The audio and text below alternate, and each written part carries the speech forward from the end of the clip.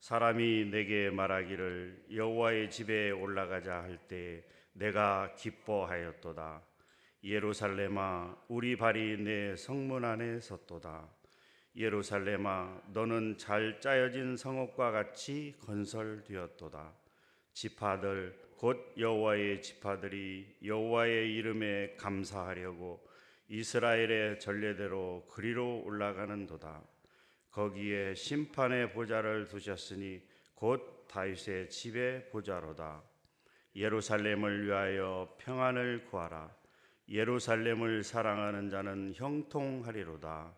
내 성 안에는 평안이 있고 내 궁중에는 형통함이 있을지어다.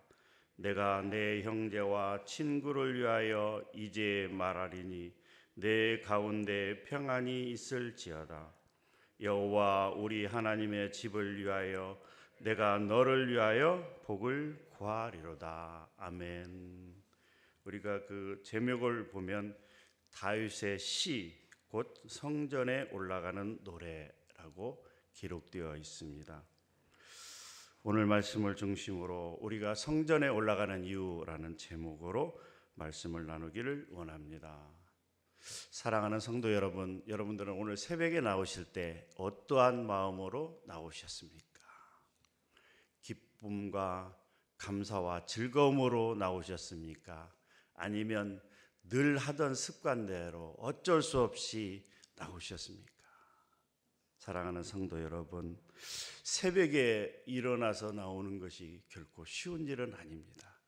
그럴지라도 지난 밤에 평안한 잠을 허락하여 주시고 새벽에 우리를 깨워주신 그 감사함을, 새로운 한 날을 주신 감사함으로 우리가 다 나오신 줄 믿습니다. 오늘 말씀을 보면 저자인 다윗은 성전에 올라가는 감격과 기쁨을 오늘 본문을 통해서 표현하고 있다라고 하는 것입니다. 우리가 교회를 나올 때, 하나님의 성전에 올라갈 때 먼저 해야 될 것은 우리가 기쁨입니다. 1절 말씀입니다. 1절 말씀 다 같이 한번 읽어보도록 하겠습니다. 시작. 사람이 내게 말하기를 여호와의 집에 올라가자 할 때 내가 기뻐하였도다. 아멘. 우리가 하나님의 성전, 교회에 나올 때 나올 수 있는, 가질 수 있는 마음은 기쁨이라고 하는 것입니다. 다윗은 다른 사람이 성전에 올라갑시다, 교회에 갑시다 라고 이야기를 할 때 기뻐하였도다 라고 표현하고 있습니다. 그만큼 다윗은 하나님을 사랑하였습니다. 교회를 사랑하는 것은 바로 하나님을 사랑하는 것이기 때문에, 하나님을 사랑하는 것은 곧 교회를 사랑하는 것이기 때문입니다. 다윗은 그만큼 하나님을 사랑하였기에, 또한 하나님도 다윗을 그만큼 사랑하였기에 이렇게 표현하고 있습니다. 사도행전 13장 22절 말씀에 보면 다윗은 내 마음에 합한 사람이다 라고 이렇게 표현하고 있을 정도로 다윗은 하나님을 사랑하였던 것입니다. 사랑하는 성도 여러분, 우리가 교회에 나올 때 기쁨과 감사와 그런 것을 가지고 우리가 나와야 됩니다. 교회 가자 이 소리만 들어도 우리에게 기쁨이 있어야 되는 것입니다.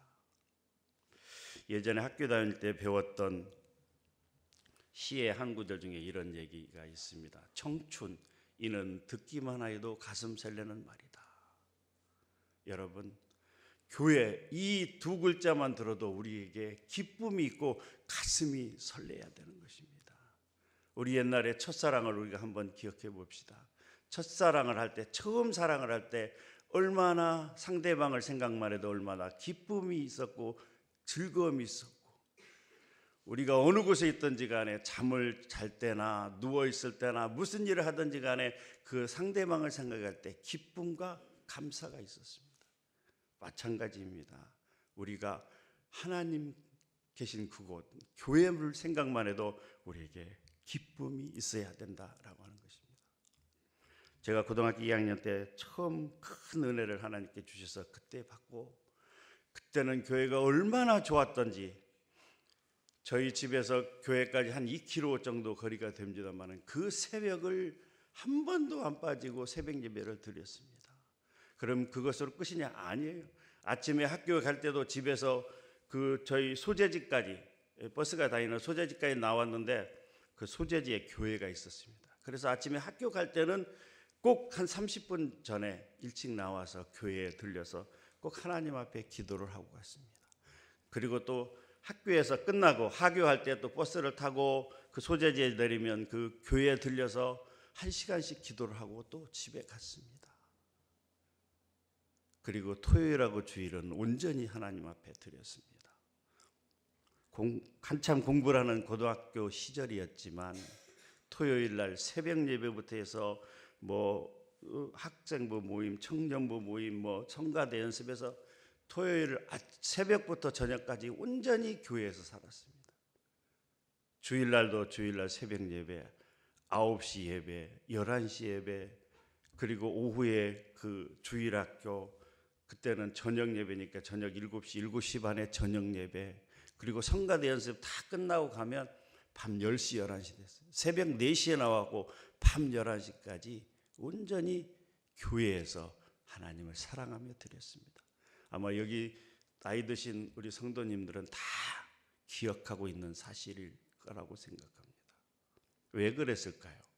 그만큼 교회가 좋았기 때문입니다. 그만큼 교회 가는 것이 기쁘고 즐거웠기 때문입니다. 그런데 어느 순간부터인가 한국교회는 점점 그런 기쁨을 잃어버렸습니다. 교회에 가자 이 소리만 들어도 기쁘고 즐거웠던 그 시절을 점점점 잊어버렸던 것이 너무나 안타깝습니다. 사랑하는 성도 여러분, 이제 그 기쁨을 우리가 회복해야 됩니다. 교회 이 소리만 들어도 내 마음에 기쁨과 즐거움이 넘치는 그것을 우리가 다시금 회복해야 됩니다. 오늘 새벽에 나오신 우리 성도님들은 그 기쁨과 그 감사가 있기에 이렇게 이 새벽에 나와서 하나님께 예배를 드리고 기도를 하는 줄로 믿습니다. 이 믿음 잃지 마시고 계속해서 유지해 나가고 다른 사람들에게 확장시켜서 새벽을 깨우는 우리 교회가 되기를 주님의 이름으로 축복합니다. 시편 84편 10절에도 이런 말씀이 있습니다. 주의 궁전에서의 한날이 다른 곳에서의 첫날보다 나은즉 악인의 장막에 사는 것보다 내 하나님의 성전 문지기로 있는 것이 좋사오니. 고라 자손의 시로 표현된 본문에서 시인은 이렇게 표현하고 있습니다. 우리 가운데 이런 마음이 가득하기를 주님의 이름으로 축복합니다. 두 번째, 우리가 성전에 나아가는 이유는, 우리가 교회에 올라가야 될 이유는 하나님 앞에 감사하기 때문입니다. 우리 4절 말씀 같이 읽도록 하겠습니다. 4절 말씀입니다. 시작.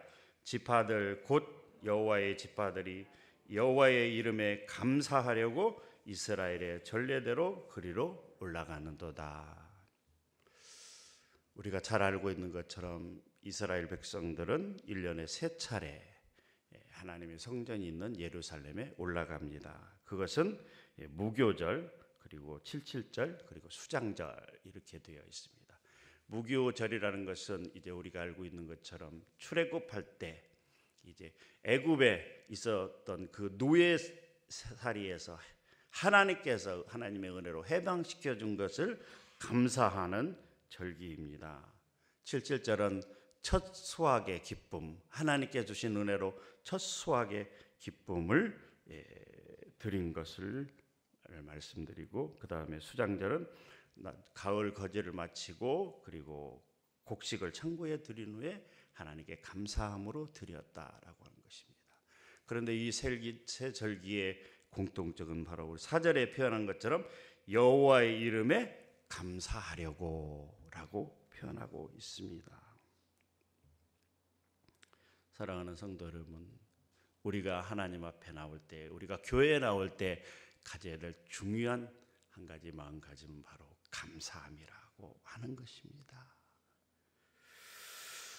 우리는 연약한 사람이고 인간인지라 감사한 것은 너무나 많은데도 감사를 잊어버리고 살 때가 너무나 많이 있습니다. 그런데 아주 작고 사소한 어려움에도 우리는 곧바로 불평하고 원망하는 것이 자연스럽고 습관처럼 되어 있다라고 하는 것입니다. 우리가 성경을 보게 되면 출애굽할 때 이스라엘 백성들이 한 것은 오직 한 가지입니다. 그것은 바로 원망과 불평입니다. 이스라엘 백성들만 그럴까요? 아닙니다. 우리도 모르게 원망과 불평이 너무나 쉽게 나오고 있는 것을 볼 수가 있습니다.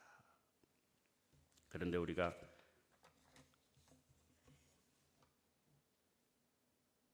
너무나도 많은 감사가 있음에도 불구하고 그 감사의 거리를 찾지 아니하고 원망과 불평을 하고 있다라고 하는 것입니다. 우리가 교회에 나와서 예배를 드리면서도 하나님 앞에 감사하는 마음이 없다면 그것은 참 예배가 아니라고 할 수 있는 것입니다. 사랑하는 성도 여러분, 우리가 성경의 많은 부분을 보면 하나님을 진실로 따르고 하나님을 사랑하는 사람들은 그들이 어떠한 환경에 처해 있든지 간에 그들은 먼저 하나님 앞에 감사했다라고 하는 것을 우리가 알 수가 있습니다. 예를 들자면 사도행전 16장 25절에 보면 이런 내용이 있습니다.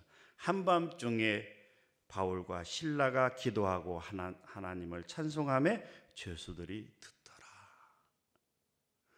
하나님의 복음을 그리스도를 증거하다가 바울과 실라가 감옥에 갇혀서 매를 실컷 맞고 죽을 지경에까지 빠져서 깊은 지하 감옥에 갇히게 되었습니다.